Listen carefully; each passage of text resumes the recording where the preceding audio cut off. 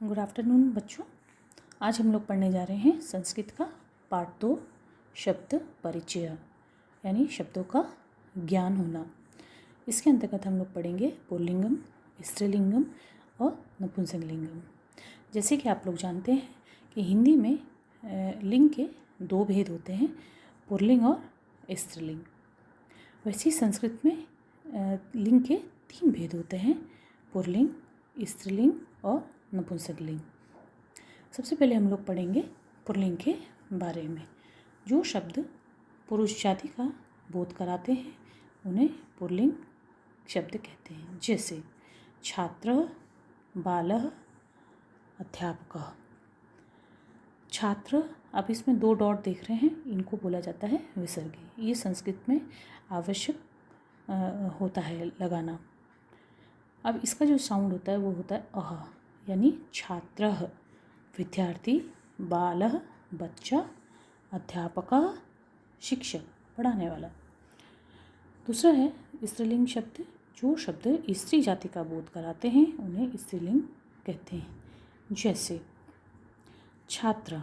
अब आपने देखा कि पुल्लिंग शब्द में विसर्गे लगी हुई थी, लेकिन स्त्रीलिंग शब्द में अ की मात्रा का प्रयोग किया जाता है।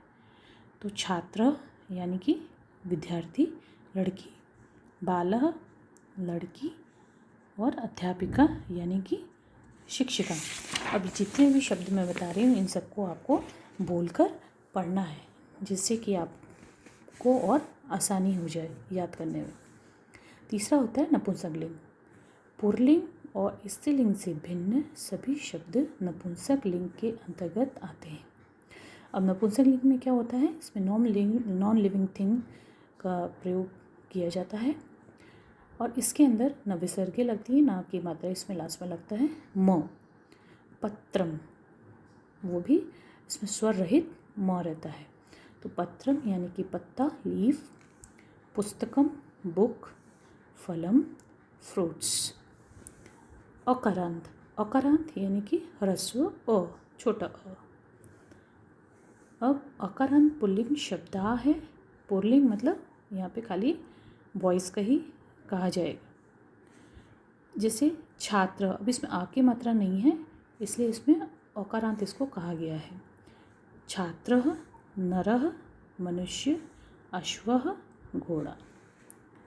इसी प्रकार अन्य अकारांत पुल्लिंग शब्द हैं गजः हाथी, पिकः कोयल, सूर्यः सूरज, मृगः हिरन, गर्दभः गधा, विद्यालय यानी कि स्कूल।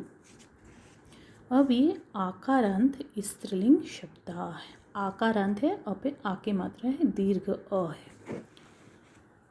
अब इसके अंदर आ की मात्रा लगी है, इसलिए इसको आकारांत कहा गया है। अध्यापिका ये स्त्रीलिंग शब्द है, यानी कि शिक्षिका, कन्या, लड़की, अज, बकरी। कुछ अन्य है आकारांत स्त्रीलिंग शब्द चटका, चिड़िया, कोकिला, कोयल, शिक्षिका।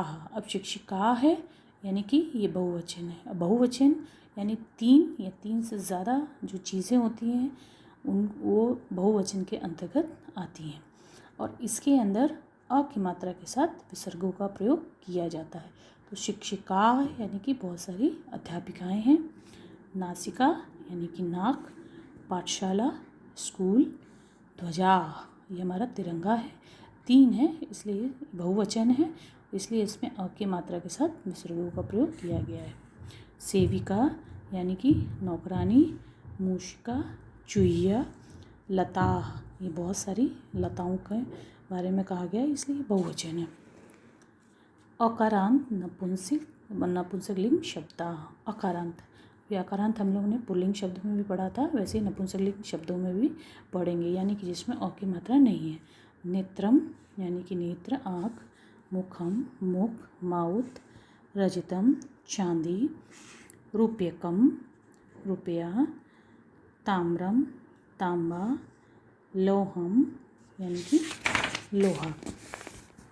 नेक्स्ट है कंदुकम गेंद, क्रीडनकम खिलौना, पुस्तकम पुस्तक बुक, घटा घड़ा, दीपकः दीपक दिया, पत्रम पत्र, लेटर, नारिकेलम यानी कि नारियल, और चक्रम यानी कि पहिया। अब जितना आपने पढ़ा है इसको आप लोग नोटबुक में लिख कर और फिर बोल कर याद करेंगे।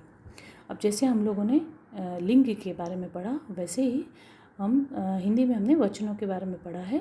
वचन 2 होते हैं हिंदी में, एक वचन और बहुवचन। लेकिन संस्कृत में वचन के 3 भेद कहे गए हैं, एक वचन, द्विवचन और बहुवचन। एक वचन यानी कि एक ही का बोध हो उसे एक वचन कहते हैं। जैसे वानरः, बंदर, एक वचन है। बंदर के बारे में कहा गया है, इसमें खाली विसर्गों का प्रयोग किया गया है। पत्रम, म का प्रयोग किया है, नपुंसकलिंग है, पत्रम पत्ता, और बाला मतलब बच्चा, एक बच्चे के लिए कहा गया है। द्विवचन में 2 के लिए कहा जाता है, इसमें औ की मात्रा का प्रयोग किया जाता है। तो वानरऊ हो गया, जैसे यहाँ पे विसर्ग हैं वैसे इसमें औ की मात्रा आ गई। फिर पत्रम, पत्रे, 2 पत्ते हो गए तो पत्रे, एक ही मात्रा आ गई।